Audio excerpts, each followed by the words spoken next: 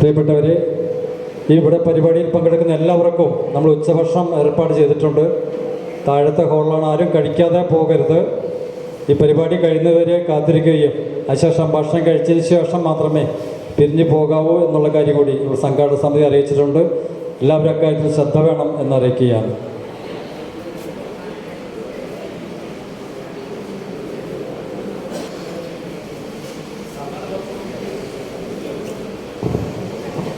സമ്മതപത്രം സ്വീകരിക്കാൻ K N Anilkumar, നമ്മുടെ ബാർ കൗൺസിൽ മുൻ ചെയർമാൻ, അദ്ദേഹം ഇപ്പോൾ എത്തും. അപ്പോൾ അദ്ദേഹത്തിന് സമ്മാനിക്കുന്നതാണ്. ഇനി ആശംസകളുടെ ഊഴമാണ്. ആദ്യമായി ജി ചന്ദ്രബാബു സാറിനെ, മുൻ എക്സിക്യൂട്ടീവ് ഡയറക്ടർ ജിഗ്മർ, ക്ഷണിച്ചുകൊള്ളുന്നു.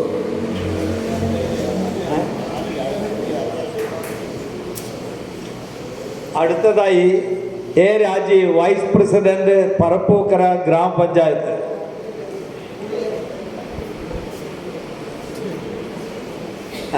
അടുത്തതായി P K Kittan, secretary, K Thomas master foundation.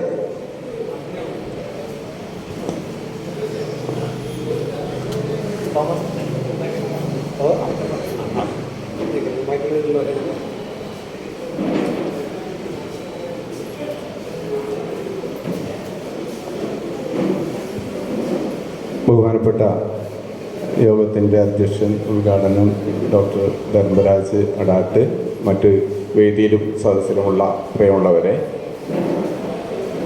K Thomas master foundation മാളയിലെ ആ ഒരു കൂട്ടായ്മയെ പ്രതിനിധീകരിച്ചാണ് ഞാനിവിടെ സംസാരിക്കുന്നത്. മാളയിലെ തലമുതിർന്ന ഒരു രാഷ്ട്രീയ പ്രവർത്തകൻ, കമ്മ്യൂണിസ്റ്റ് സോഷ്യലിസ്റ്റ് പ്രസ്ഥാനങ്ങളുടെ സ്ഥാപക നേതാവ്, യുക്തിവാദിയും എല്ലാമായിരുന്നു കെ തോമസ് മാസ്റ്റർ. അദ്ദേഹം തൻ്റെ ജീവിതകാലം മുഴുവൻ ആദർശനിഷ്ഠമായ ഒരു ജീവിതം നയിച്ച് അവസാനം തൻ്റെ ചിന്തകൾക്കനുസരിച്ച് അദ്ദേഹത്തിൻ്റെ മൃതദേഹം, ഭൗതിക ശരീരം മെഡിക്കൽ കോളേജിലെ വിദ്യാർത്ഥികളുടെ പഠനാവശ്യത്തിന് വേണ്ടി വിട്ടുകൊടുത്തുകൊണ്ട് ഈ ലോകത്തോട് വിട പറഞ്ഞ ഒരു വ്യക്തിയായിരുന്നു അദ്ദേഹം. ഭരണരംഗത്തും ഒരു പഞ്ചായത്തിൻ്റെ പ്രസിഡന്റ് എന്നുള്ള നിലയിൽ 15 വർഷക്കാലം, BDC ചെയർമാനായി 10 വർഷക്കാലവും ഒക്കെ സേവനമനുഷ്ഠിച്ചിട്ടിരുന്നു. അതുപോലെ തന്നെ അദ്ദേഹം മാളയിലെ 1965 നടന്ന തെരഞ്ഞെടുപ്പിൽ CPIയുടെ സ്ഥാനാർത്ഥിയായും അതിനുശേഷം 67 നടന്ന തെരഞ്ഞെടുപ്പിൽ ഇടതുപക്ഷ മുന്നണിയുടെ സ്ഥാനാർത്ഥിയായും കെ കരുണാകരനെതിരെ ആദ്യമായി മാളയിൽ മത്സരിച്ച സ്ഥാനാർത്ഥിയായിരുന്നു. 67 അദ്ദേഹം പരാജയപ്പെടുകയും കെ കരുണാകരൻ വിജയിച്ച് നിയമസഭയിലെ പ്രതിപക്ഷ നേതാവായി തീരുകയും പിന്നീട് കേരള രാഷ്ട്രീയത്തിലെ ഒരു അതികായനായി വളരുകയും ചെയ്ത ചരിത്രം നമുക്കറിയാം. അന്ന് കേവലം 346 വോട്ടിനാണ് കെ തോമസ് മാഷ് മാളയിൽ പരാജയപ്പെട്ടത്. അദ്ദേഹം തൻ്റെ നിലപാടുകളിൽ അല്പം പോലും വിട്ടുവീഴ്ച ചെയ്യാതെ പള്ളിക്കും പാതിരിമാർക്കും വിശ്വാസത്തിനും എതിരായുള്ള തൻ്റെ പോരാട്ടത്തിൽ ഉറച്ചു നിന്നു എന്നതുകൊണ്ട് മാത്രമാണ് ആ തെരഞ്ഞെടുപ്പിൽ അദ്ദേഹം പരാജയപ്പെടാനിടയായത്. ചെറിയ തോതിലുള്ള ചില വിട്ടുവീഴ്ചകൾക്ക് പള്ളിയിലൊന്ന് ചെന്ന് അച്ഛനെ ഒന്ന് കണ്ട് ഒന്ന് സംസാരിക്കുകയൊക്കെ ചെയ്യണമെന്ന ഉപദേശങ്ങളൊക്കെ അദ്ദേഹം 100% തള്ളിക്കളഞ്ഞുകൊണ്ടാണ് ആ തെരഞ്ഞെടുപ്പിനെ നേരിട്ടത്. അതുകൊണ്ടാണ് അദ്ദേഹം 346 വോട്ടിന് അദ്ദേഹം പരാജയപ്പെട്ടത്. അപ്പോൾ അത് അവസാന നിമിഷം വരെ ആദർശ രാഷ്ട്രീയത്തിൻ്റെ ഒരു ആൾരൂപമായി പ്രവർത്തിച്ച വ്യക്തിയായിരുന്നു അദ്ദേഹം. അദ്ദേഹത്തിൻ്റെ മരണശേഷം അദ്ദേഹത്തിൻ്റെ സഹപ്രവർത്തകരും സുഹൃത്തുക്കളുമായ ആളുകളെല്ലാം ചേർന്നുകൊണ്ട് രൂപീകരിച്ചിട്ടുള്ളതാണ് കെ തോമസ് മാസ്റ്റർ ഫൗണ്ടേഷൻ. അദ്ദേഹത്തിൻ്റെ പേരിൽ എല്ലാ വർഷവും കേരളത്തിലെ മികച്ച പൊതുപ്രവർത്തകർക്ക് കെ തോമസ് മാസ്റ്റർ ഫൗണ്ടേഷൻ്റെ പേരിൽ പുരസ്കാരങ്ങൾ ഈ ഫൗണ്ടേഷൻ നൽകി വരുന്നുണ്ട്. കേരളത്തിലെ വളരെ പ്രമുഖരായ വ്യക്തികൾക്ക് VM സുധീരൻ, VS അച്യുതാനന്ദൻ തുടങ്ങി ഈ ഏറ്റവും അവസാനം ഈ വർഷത്തെ പുരസ്കാരം നമ്മൾ നൽകുന്നത് ഈ മാസം 27-ാം തീയതിയാണ് മാളയിൽ വെച്ച്. പ്രമുഖ യുക്തിവാദി കൂടിയായിട്ടുള്ള മലയാളത്തിൻ്റെ പ്രിയ കവി കുരീപ്പുഴ ശ്രീകുമാർ സാറിനാണ് ആ പുരസ്കാരം നൽകുന്നത്. അപ്പോൾ അതോടൊപ്പം തന്നെ നമ്മൾ ഈ തോമസ് മാഷും ഒക്കെ പ്രവർത്തിക്കുകയും വിശ്വസിക്കുകയും ചെയ്തിരുന്ന യുക്തിവാദി പ്രസ്ഥാനത്തിൻ്റെ ആദർശങ്ങളോടൊപ്പം ചേർന്ന് നിന്നുകൊണ്ട് അതുമായി ബന്ധപ്പെട്ട പ്രവർത്തനങ്ങളിലും ഈ ഫൗണ്ടേഷൻ സഹകരിക്കാറുണ്ട്. അതുകൊണ്ട് തന്നെയാണ് മരണാനന്തര ശരീരദാന സമ്മതപത്രങ്ങൾ ഏറ്റുവാങ്ങാനായി കഴിഞ്ഞ വർഷം നമ്മൾ ശ്രമിച്ചതും 5 പേരുടെ സമ്മതപത്രങ്ങൾ ഏറ്റുവാങ്ങിയതും അത് കഴിഞ്ഞ വർഷത്തെ അനുസ്മരണ യോഗത്തിൽ വെച്ച് അത് ഏറ്റുവാങ്ങി അത് സമർപ്പിച്ച് അതിൻ്റെ 5 പേരുടെ ഡോണർ കാർഡുകളാണ് ഈ വർഷം ഇപ്പോൾ ഇവിടെ വെച്ച് നമ്മൾ അത് ഏറ്റുവാങ്ങിയത്. അപ്പോൾ തീർച്ചയായും ഒരു മഹത്തായ ഒരു സന്ദേശം ലോകത്തിന് നൽകുന്ന ഒരു പ്രവർത്തനമാണ് യുക്തിവാദി സംഘം ഇത് മാത്രമല്ല യുക്തിവാദി സംഘം നടത്തിക്കൊണ്ടിരിക്കുന്ന പ്രവർത്തനങ്ങൾ ഈ സമൂഹത്തെ ഇന്ന് ഏറ്റവും പുറകിലേക്ക് പഴയ കാലത്തിലേക്ക് തിരിച്ചു കൊണ്ടുപോകാൻ ശ്രമിച്ചുകൊണ്ടിരിക്കുന്ന ശക്തികൾക്കെതിരെയുള്ള വളരെ ശക്തമായൊരു പോരാട്ടമാണ് ആദർശങ്ങളിൽ ഉറച്ചു നിന്നുകൊണ്ടുള്ള ഒരു പോരാട്ടമാണ് ഈ കേരള സമൂഹത്തിൽ കേരള യുക്തിവാദി സംഘം നടത്തുന്നത്. ആ പ്രവർത്തനങ്ങൾക്ക് എല്ലാവിധ ആശംസകളും അഭിവാദ്യങ്ങളും അർപ്പിക്കുന്നു.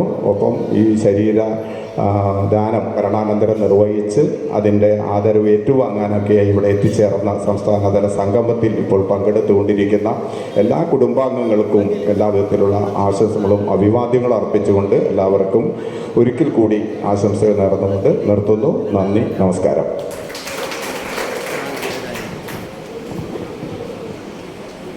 അടുത്തതായി KN അനിൽകുമാർ, നമ്മുടെ യുക്തിവാദി സംഘത്തിൻ്റെ മുൻ ജനറൽ സെക്രട്ടറിയും മുൻ പ്രസിഡൻറ്റുമായിരുന്ന, അതുകൂടാതെ ബാർ കൗൺസിലിൻ്റെ മുൻ ചെയർമാനുമായിരുന്ന ശ്രീ KN അനിൽകുമാറിനെ സമ്മതപത്രം സ്വീകരിക്കാൻ വേണ്ടി ക്ഷണിച്ചുകൊള്ളുന്നു.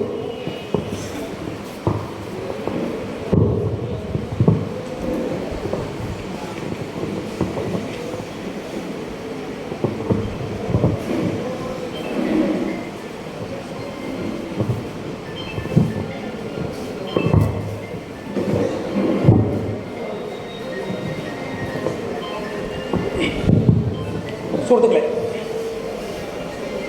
ഞാൻ കുറച്ച് വൈകിയാണ് എത്തിയത്. ഞാൻ രാവിലെ 5:30 മണിക്ക് തിരുവനന്തപുരത്ത് നിന്ന് വേണാട് എക്സ്പ്രസ്സിൽ യാത്ര തിരിച്ചാണ്. പക്ഷേ ഇടയ്ക്കായി വെച്ചിട്ട് ചെങ്ങന്നൂർ വെച്ചിട്ട് ഒരു വെള്ളം കുടിക്കാൻ വേണ്ടി പുറത്തിറങ്ങിയപ്പോൾ വണ്ടി വിട്ടുപോയി.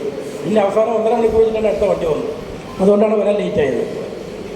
ഏതായാലും ഇപ്പോൾ കഴിഞ്ഞ 1 മാസം മുമ്പ് അലൻ എന്ന് പറയുന്നൊരു കുട്ടി നമ്മൾ കേട്ടിട്ടുണ്ട്. ആ കുട്ടിയുടെ മാതാപിതാക്കൾ ആ കുട്ടി മരിച്ചപ്പോൾ എല്ലാ അവയവങ്ങളും ദാനം ചെയ്യുകയുണ്ടായി. അതിൻ്റെ ഒരു അർത്ഥം എന്താ വെച്ചാൽ പൗലോസേട്ടനടക്കമുള്ള ആളുകൾ ഏറ്റെടുത്തിട്ടുള്ള ഈ മുദ്രാവാക്യം ഇന്ന് കേരളത്തിലെ പൊതുസമൂഹം ഏറ്റെടുത്തു എന്നുള്ളതാണ്.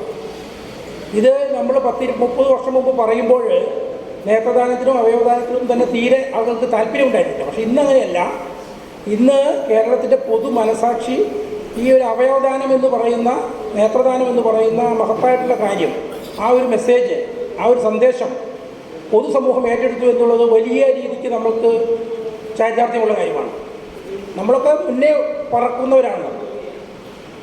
പണ്ടൊക്കെ തന്നെ ഒരു 30 വർഷം മുമ്പൊക്കെ അവയവദാനത്തെക്കുറിച്ച് പറഞ്ഞു കഴിഞ്ഞാൽ വളരെ പുച്ഛത്തോടെ, നേത്രദാനത്തെക്കുറിച്ച് പറഞ്ഞാൽ വളരെ മോശമായിട്ട് പറയുന്ന രീതികളുണ്ടായിരുന്നു. അന്നൊക്കെ തന്നെ നമ്മൾ മാത്രമാണ് ഇത് കൊടുക്കാൻ, അല്ലെങ്കിൽ സമ്മതപത്രം, നമുക്കറിയാം കേരളത്തിൽ ഏറ്റവും കൂടുതൽ സമ്മതപത്രമുള്ളത് അങ്കമാലി ലിറ്റിൽ ഫ്ലവർ ആശുപത്രിയിലാണ്. ഈ CLC എന്ന് പറയുന്ന Catholic youth movement, KCYM Catholic youth movement, അവർ ഓരോ സമ്മേളനം കഴിയുമ്പോൾ 1000കണക്കിന് സമ്മതപത്രമാണ് കൊടുക്കുന്നത്. പക്ഷേ നാളിതുവരെ ഒരു പുരോഹിതൻ്റെയോ ഒരു പ്രധാനപ്പെട്ട പ്രവർത്തകൻ്റെയോ ഒരു ബിഷപ്പിൻ്റെയോ, നമുക്കറിയാം ഒരു ബിഷപ്പ്, ഇപ്പോൾ കേരളത്തിലൊരു ബിഷപ്പ് അറിയപ്പെടുന്ന ബിഷപ്പ് മരിക്കുമ്പോൾ ആളുടെ നേത്രം ദാനം ചെയ്ത് കഴിഞ്ഞാൽ വലിയ പബ്ലിസിറ്റി കിട്ടും. കഴിഞ്ഞ ദിവസം ഞാനൊരു ഒരു ഒരു പരാമർശിച്ചപ്പോൾ നമ്മുടെ മുഖ്യമന്ത്രി ഒരു അവയവദാനത്തെക്കുറിച്ച് ഒരു വ്യക്തിപരമായിട്ടൊരു പ്രഖ്യാപനം നടത്തി കഴിഞ്ഞാൽ തീർച്ചയായിട്ടും അതിന് വലിയ രീതിക്ക് പ്രാധാന്യം കിട്ടും. പക്ഷേ നിർഭാഗ്യവശാൽ കേരളത്തിൽ ഈ നമ്മളൊക്കെ പ്രതീക്ഷിക്കുന്ന കമ്മ്യൂണിസ്റ്റ് പാർട്ടി CPM നിന്നും തന്നെ ആ രീതിക്ക്, CPI ഒരേപോലെ തന്നെ ആ രീതിക്കുള്ള വലിയ രീതിക്കുള്ള ഒരു ഒരു ഒരു പ്രവർത്തനം ഉണ്ടാകുന്നില്ല. ഇപ്പോൾ നമുക്കറിയാം ബംഗാളിൽ ജ്യോതിബാസു മരിച്ചു, ബുദ്ധദേവ് ഭട്ടാചാര്യ മരിച്ചു, ഇവരൊക്കെ നമ്മൾ പ്രകാശ് കാരാട്ട്, അല്ല നമ്മുടെ സീതാറാം യെച്ചൂരി മരിച്ചു. ഇവരൊക്കെ മരിച്ചപ്പോൾ അവർ നേത്രം കൊടുക്കുകയും അവരുടെ ശരീരം മെഡിക്കൽ കൊടുക്കുകയും ചെയ്തു. പക്ഷെ നാളെ ഇതുവരെ കേരളത്തിൽ അറിയപ്പെടുന്ന ഒരു കമ്മ്യൂണിസ്റ്റ് നേതാവും അതിൽ തയ്യാറായിട്ടില്ല എന്നുള്ളത് വലിയ സങ്കടകരമായിട്ടുള്ള കാര്യമാണ്. EMS സുരേഷൻ തയ്യാറായിരുന്നെങ്കിൽ ഈ ഒരു മൂവ്മെൻറ്റ് വളരെ വലിയ അദ്ദേഹത്തിൻ്റെ കണ്ണ് ദാനം ചെയ്യുകയും അദ്ദേഹത്തിൻ്റെ ബോഡി കൊടുക്കുകയും ചെയ്തിരുന്നെങ്കിൽ വലിയ രീതിക്കുള്ളൊരു ഒരു പ്രവർത്തനത്തിന് വലിയ ഊർജ്ജം ലഭിക്കുമായിരുന്നു. ഏതായാലും EMSന്റെ ഭാര്യ ആര്യാന്തർജനം അവർ 91 വയസ്സിൽ മരിച്ചപ്പോൾ ആ ആര്യാന്തർജനം അതിനുള്ളൊരു ഒരു വിവേകം കാണിച്ച് അവരുടെ കണ്ണവർ ദാനം ചെയ്തു. പക്ഷേ ഈ പറയുന്ന ഈ നേതൃത്വത്തിലുള്ള, ഞാൻ കുറ്റം പറയുകയല്ല, അങ്ങനെയുള്ള ആരും തന്നെ ചെയ്യുന്നില്ല എന്നുള്ള വലിയൊരു സങ്കടകരമായിട്ടുള്ള കാര്യമാണ്. അവിടെയാണ് കേരള വിദ്യാഭ്യാസം ഏതാണ്ട് ഒരു 30-35 വർഷം മുമ്പ് നേത്രദാനവും ശരീരദാനവും അവയവദാനവും ഒക്കെ തന്നെ ആ സന്ദേശങ്ങൾ കേട്ടെടുത്തുകൊണ്ട് കേരള സമൂഹത്തിൽ അത് യാഥാർത്ഥ്യമാക്കാൻ തുടങ്ങിയ ഏക സംഘടന നമ്മളാണ് എന്നുള്ളതാണ് നമ്മളുടെ അതിനകത്തുള്ളൊരു നമുക്ക് അഭിമാനിക്കാനുള്ളത്. തീർച്ചയായിട്ടും ഞാൻ ഈ ദീർഘമായിട്ടുള്ള ഒരു പ്രസംഗത്തിൽ മുതിരുന്നില്ല, അതിന് പറ്റിയ സമയമല്ല. ഈ അവയവദാനം എന്ന് പറയുന്നതും നേത്രദാനം എന്ന് പറയുന്നതും സാധാരണ സ്കൂൾ ക്ലാസ്സുകളിൽ പഠിപ്പിക്കേണ്ട കാര്യമാണ്, സ്കൂളിൽ പഠിപ്പിക്കേണ്ട കാര്യമാണ്. അപ്പോൾ നമുക്കറിയാം, വിശ്വാസിക്ക്, ദൈവവിശ്വാസിക്ക് അല്ലെങ്കിൽ ഒരു മതവിശ്വാസിക്ക് തീർച്ചയായിട്ടും അതുപോലെ അവരുടെ വിശ്വാസപരമായിട്ടുള്ള തടസ്സങ്ങളുണ്ട്. ഒരു ഇസ്ലാമിൽപ്പെട്ട ആൾക്ക് ഒരു കാരണവശാലും അവരുടെ മതം അനുവദിക്കുന്നില്ല, രക്തം കൊടുക്കാനോ സ്വീകരിക്കാനോ പോലും അനുവദിക്കുന്നില്ല. തന്നെയല്ല പണ്ട് കൗമുദിയിലെ നമ്മുടെ ജബ്ബാർ മാഷാനെ കുറിച്ച് എഴുതിയിട്ടുണ്ട്. കൗമുദിയിൽ മുസ്ലിം വൃക്ക വേണമെന്നുള്ള പരസ്യം കേരളത്തിൽ വന്നാണ്. കേരള കൗമുദിയിൽ മുസ്ലിം വൃക്ക ആവശ്യമുണ്ടെന്ന് അതിൻ്റെ ആ പേപ്പർ കട്ടിങ് ഇപ്പോഴും അദ്ദേഹം ഇടയ്ക്കിടയ്ക്ക് ഫേസ്ബുക്കിൽ ഇടാറുണ്ട്. സാംസ്കാരിക കേരളത്തെക്കുറിച്ചാണ് ഈ പറഞ്ഞത്. ഇവിടെ വന്നതാണ് പരസ്യം മുസ്ലിം വൃക്ക ആവശ്യമുണ്ട്. അതുപോലെ നമ്മൾ കഴിഞ്ഞ സമ്മേളനത്തിൽ നമ്മുടെ ഒരു മുദ്രാവാക്യമുണ്ട്, സ്ത്രീകൾക്ക് തുല്യാവകാശം. കേരളത്തിൽ സ്ത്രീകൾക്ക് തുല്യാവകാശമില്ല, പ്രത്യേകിച്ച് മുസ്ലിം സ്ത്രീകളുടെ സ്വത്തിന് തുല്യാവകാശമില്ല. നമ്മളൊക്കെ തന്നെ വളരെ ആക്ഷേപിക്കുന്ന BJP ഭരിക്കുന്ന ഉത്തരാഖണ്ഡിൽ ഒരു മുസ്ലിം പുരുഷൻ മരിച്ചു കഴിഞ്ഞാൽ അവിടുത്തെ സ്ത്രീകൾക്ക് തുല്യാവകാശം കിട്ടും. അവർ യൂണിഫോം സിവിൽ കോഡ് നടപ്പാക്കി. അപ്പോൾ യൂണിഫോം സിവിൽ കോഡ് എന്ന് പറയുന്നത് കേന്ദ്രത്തിൻ്റെ ബാധ്യതയല്ല, ഓരോ സംസ്ഥാനങ്ങൾക്കും നടപ്പാക്കാവുന്നതാണ്. നമ്മുടെ ഗവൺമെൻറ് വിചാരിച്ചാൽ കേരളത്തിലെ മുസ്ലിം നമുക്കറിയാം വളരെ വളരെ ദയനീയമായിട്ടുള്ള അവസ്ഥയാണ്. സ്ത്രീകൾക്ക് സ്വത്തിൽ പകുതി അവകാശം എന്ന് മാത്രമല്ല, ഒരാൾക്ക് പെൺകുട്ടികൾ മാത്രമാണെങ്കിൽ വലിയ ബുദ്ധിമുട്ടാണ്. ആ പെൺകുട്ടികൾക്ക് എല്ലാവർക്കും കൂടി 2 സ്വത്തേ കിട്ടുള്ളൂ, ബാക്കി 1 സ്വത്ത് എന്ന് പറയുന്നത് സഹോദരങ്ങൾക്ക് പോകും. ഇതൊക്കെ തന്നെ നമ്മുടെ യൂസഫ് അലി അടക്കമുള്ള ആളുകളൊക്കെ തന്നെ നേരിടുന്ന പ്രതിസന്ധിയാണ്. അതിനെ മറികടക്കാനാണ് ഷുക്കൂർ വക്കീലൊക്കെ വ്യാപകമായിട്ട് ഈ നടന്ന വിവാഹങ്ങൾ, ഇസ്ലാമിക നിയമപ്രകാരം നടന്നിട്ടുള്ള നിക്കാഹുകൾ, സ്പെഷ്യൽ മാരേജ് ആക്ട് അനുസരിച്ച് രജിസ്റ്റർ ചെയ്യുമ്പോൾ അതിൻ്റെ സെക്ഷൻ 15 പ്രകാരം അവർക്ക് ഈ ഇന്ത്യൻ സക്സഷൻ ആക്ട് എന്നുണ്ടെങ്കിൽ പൊതുവെ കേരളത്തിൽ മുസ്ലിങ്ങൾക്കും ഹിന്ദുക്കൾക്കും ഒഴിച്ച് ബാക്കി എല്ലാവർക്കും ഇന്ത്യയിൽ ബാധകമായിട്ടുള്ള ഇന്ത്യൻ സക്സഷൻ ആക്ടാണ്.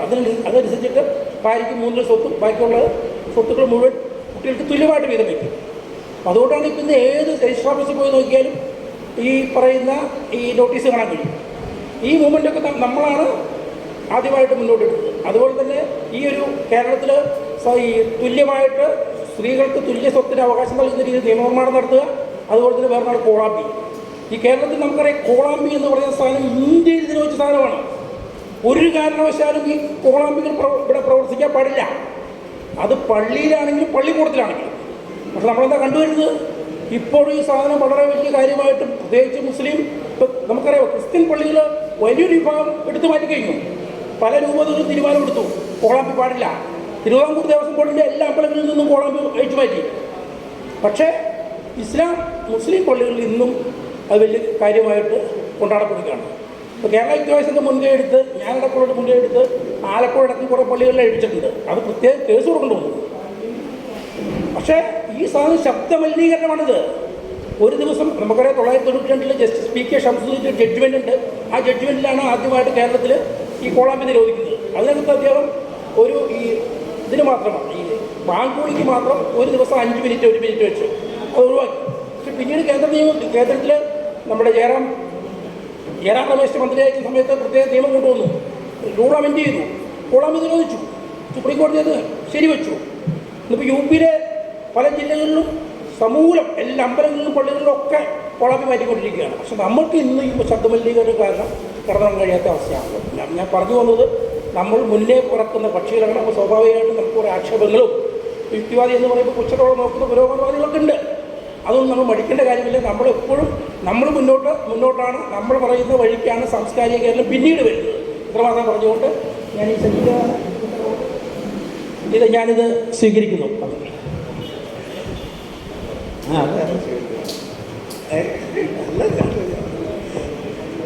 അടുത്തതായി നമ്മുടെ KN അനിൽകുമാർ സാറിനെ ആദരിക്കേണ്ടതുണ്ട്.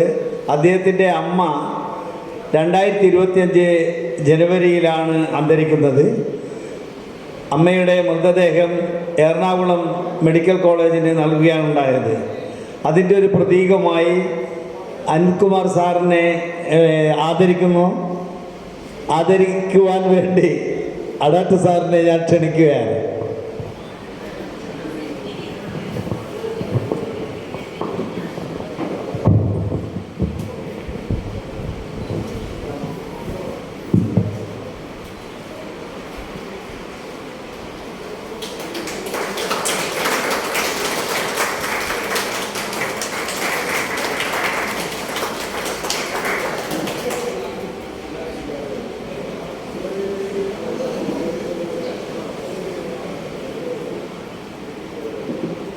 Block panchayat member K. രാജേഷിനെ ആശംസക്കായി ക്ഷണിക്കുകയാണ്.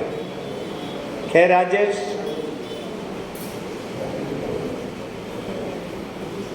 K. സുധാകരൻ ആശംസയ്ക്ക് വേണ്ടി ക്ഷണിക്കുകയാണ്.